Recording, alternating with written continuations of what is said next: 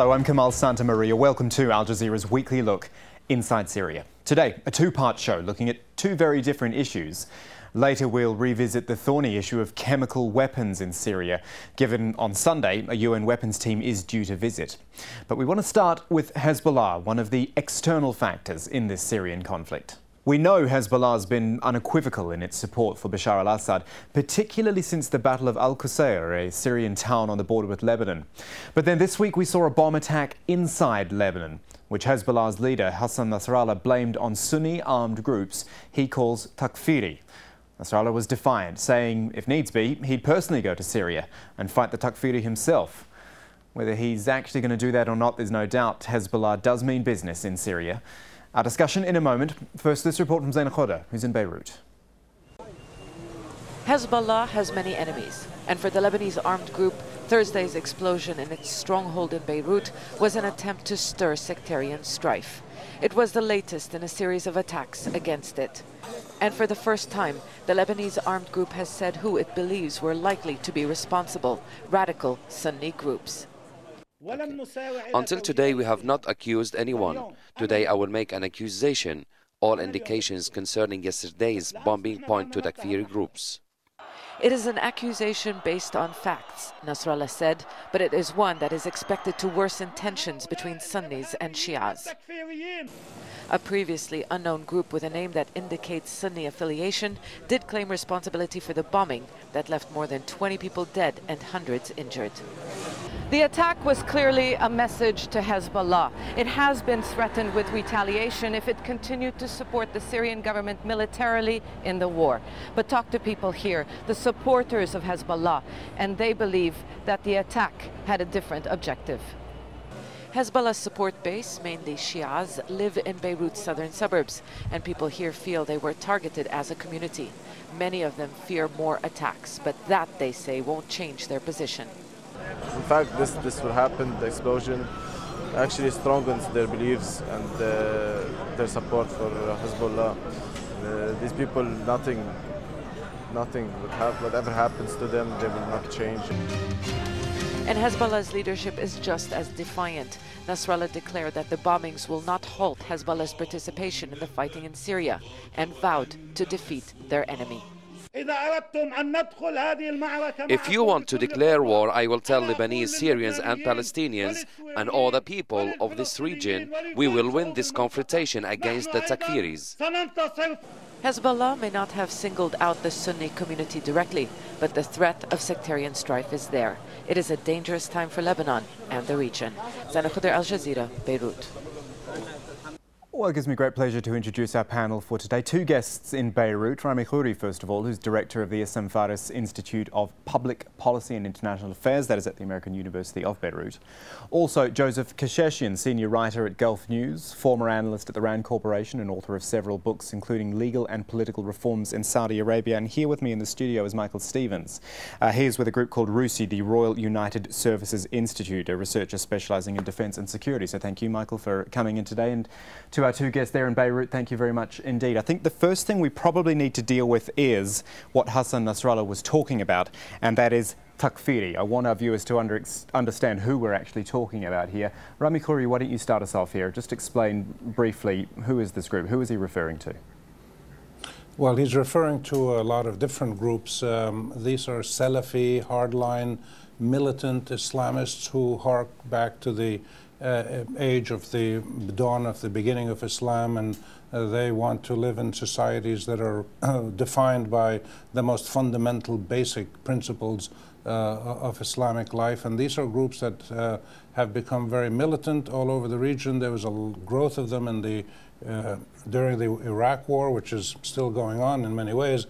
And these groups have spread all over the region. Al-Qaeda is a kind of a Takfiri group, and other groups like this that are calling for, among other things, fighting against Shiites. And they're very dangerous to not only Shiites, but to all other people in the region. And about 2-3 months ago, Hassan Nasrallah, in one of his, after the first bombing, I think, made it clear that, when he was explaining why they went into Qusair, he was saying that they're there to stop the Takfiris, that the Takfiris are the biggest threat now to all of Lebanon, all the Lebanese, Christians, Muslims, everybody.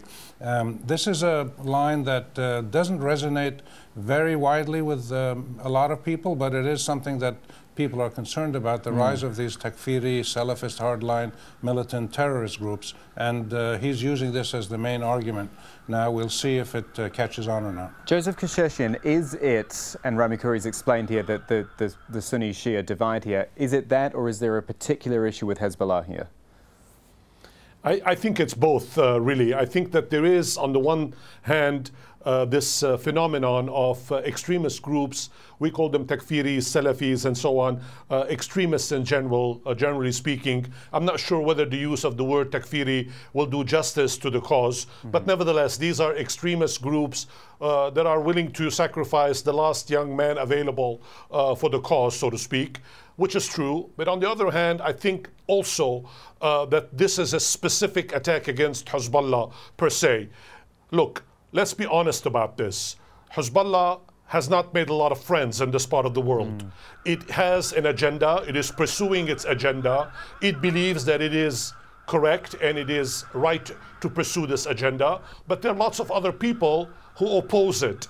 And even in Lebanon itself, where Hezbollah has a great deal of legitimacy, let's not forget that Hezbollah had become something of a heroic institution after the 2006 war against Israel.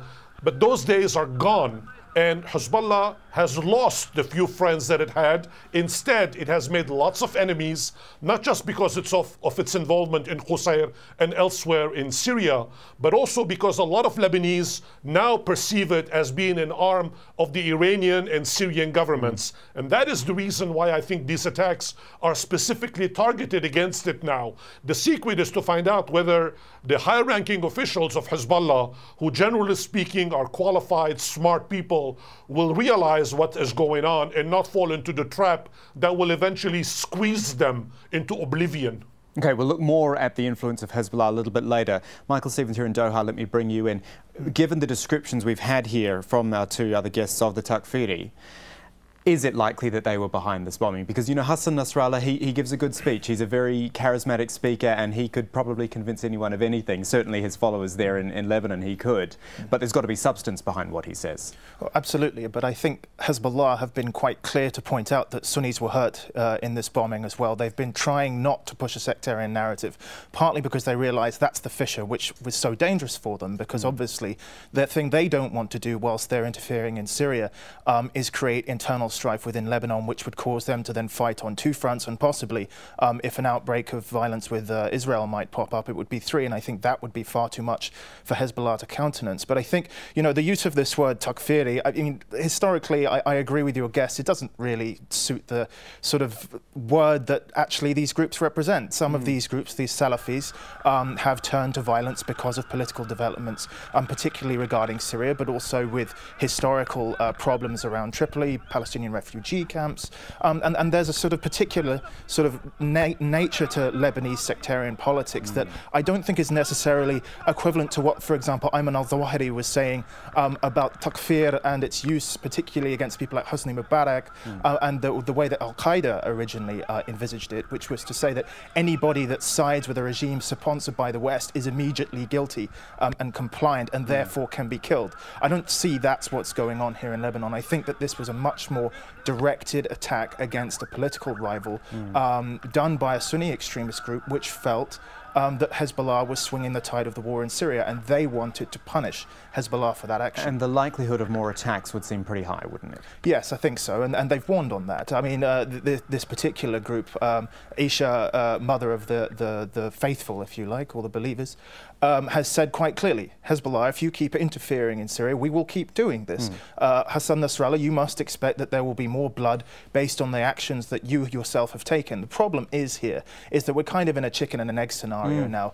These Takfiri groups would argue that Hassan Nasrallah was responsible for starting this problem. Hassan Nasrallah would say, no, absolutely not. There were Syrian extremists, Sunni extremists, and foreign extremists of the Sunni side that came in and attacked Shia, particularly the area around the shrine of Zainab, which has created this sort of sectarian narrative. So both sides feel like they're on the defensive, and this is one of the biggest issues that we've got to get over, is the fact that they both feel that they're taking defensive actions against the other. And I think that's where we're in a circle of violence. Exactly. The thing is, and why don't I put this to Rami Khouri actually, the thing is, this type of action, these types of attacks, it's not going to deter Hezbollah. In fact, I would suggest, and maybe you can set me straight here, that this is the type of thing that galvanizes the likes of Hassan Nasrallah. Absolutely, and his talk yesterday, his speech, was very powerful, very emotional, very dramatic. He was saying that he would go himself and fight in Syria if need be, and that they would double the number of troops. Whether it was 100, they'd make them 200, and if it was 1,000, they'd make them 2,000. So it was a very emotional speech. There's a danger for Hezbollah now that they're falling into the same trap that George Bush and Condoleezza Rice fell into with al-Qaeda, which is you can't fight these kind of militant terrorist Takfiri jihadi groups. You can't fight them with conventional warfare, and there's a danger that he may fall into that trap. But I think it's important to note that we're dealing with three different phenomena here. You've got these kind of groups have been spreading all over the Middle East since the Iraq War over 10 years ago. You had Salafi groups in Lebanon developing in the last 7, 8 years in areas in the north, in Tripoli, in the mountains, and some Palestinian camps all over the place. And these are not only Lebanese, they're Lebanese, Syrians, Palestinians, Pakistanis, Yemenis from all over the place. And the third thing is you have a growing internal public political battle between Hezbollah and people who are against Hezbollah in Lebanon. As Joseph said, that Hezbollah has lost its halo. It still has a strong core of supporters. It is still incredibly powerful, efficient, strategic thinkers, etc. They're very impressive in many ways, but they're no longer a kind of sacrosanct. People publicly challenge them. They even make fun of them in some cases as being Iranian puppets and things of that. They call them the Wilayat al-Faqih and all that. So Hezbollah is caught in a double bind where they're not sure how to fight a political struggle in Lebanon, which they're not used to, and they're not sure how to deal with a jihadi attacks against them, which they're not used to. So they're going to have to show us in the next months or so whether they really are as able to deal with the challenges that face them now as they have been with the occupation of South Lebanon by Israel. You know, Joseph, the way that Rami was speaking there, it made me think, you know, we sort of talk about, and it's a phrase that's been used so much recently, about the Syrian conflict spilling over into other countries, particularly Lebanon. I mean, it's as much the Lebanese conflict spilling over into Syria, because Lebanon's, as Rami just outlined, there's all these internal problems there with Hezbollah and its support or its lack of support, which can equally spill over into Syria. Well, unfortunately, the Lebanese situation is so fragile. Some people say that we haven't gotten over the civil war from 1975. Some other people go even further back and say we haven't gotten over the 58 war. Some people go even back further and saying we haven't gotten over the 1943 national charter that presumably brought Muslims and Christians together to form this country. Today, what we see is the fundamental question that Lebanon has faced all its existence, namely whether or not it is a country separate from Syria, whether or not Lebanon is something different. And we are now seeing that whatever happens next door in Syria has an immediate effect into this country, to the point that we have approximately 1.2 to 1.5 million Syrian refugees, and there isn't a single government officials in this country who is really concerned about the repercussions, socioeconomic, security-wise, religious-wise, and a whole bunch of other considerations that must be taken into account. But I just want to add something very important about some of the things that we've been discussing, namely that the speech that Sayyid Hassan Nasrallah delivered yesterday, in which he said he would volunteer to go as well and fight if need be. And the irony is a lot of Lebanese are more than happy to tell him, why don't you be our guest and leave as quickly as you can, and make sure that take as many of these people with you as you possibly can. And that's really a tragedy. And it was a bit over the top in some respects, wasn't it? I mean, he's got his audience there, the way he delivers to that speech, but it was all, you know, Rami described the emotive nature of it is sort of almost overcooking it a little bit. Yes, there is, but also there is some truth to the desire on his part. A couple of weeks ago, he made a speech in which he said, "We don't want to have a civil war in Lebanon. Let's go ahead and fight in Syria." Namely, inviting the Sunni Takfiris, to use that term since we're using it, to follow him into Qusair and elsewhere in Syria and actually have a fight over there, because obviously he realizes that if there is a fight in Lebanon, Hezbollah would be one of the losers as well. I mean, in a way, in a civil war, there are no winners. Everybody would lose. But nevertheless, people are taking up on him, and he should be a lot more careful than he is. He is much smarter than what he appeared yesterday. One quick word from Michael here in the studio before we move on to the second part of our discussion. Something that struck me from everything everyone said about the popularity of Hezbollah perhaps waning and all these things. I wonder how much help, how much strength, how much real support does Hezbollah actually provide to the Syrian government? We talk about the influence and them supporting them. How much is actually there?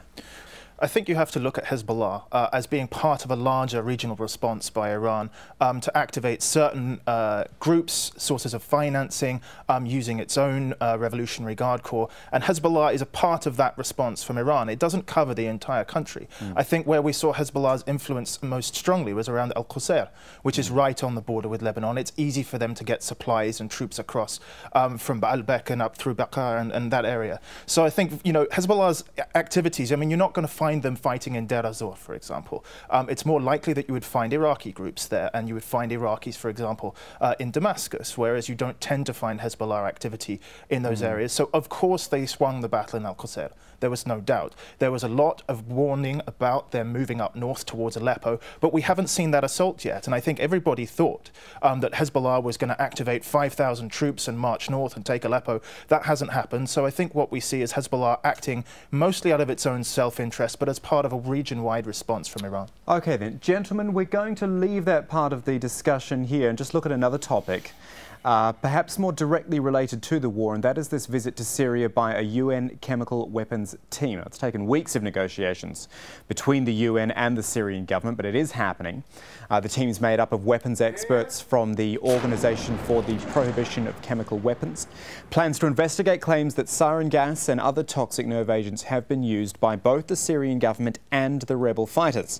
Among the sites that will be visited, Khan al-Assad, which is in Aleppo, where the government says the rebels used chemical weapons back in March.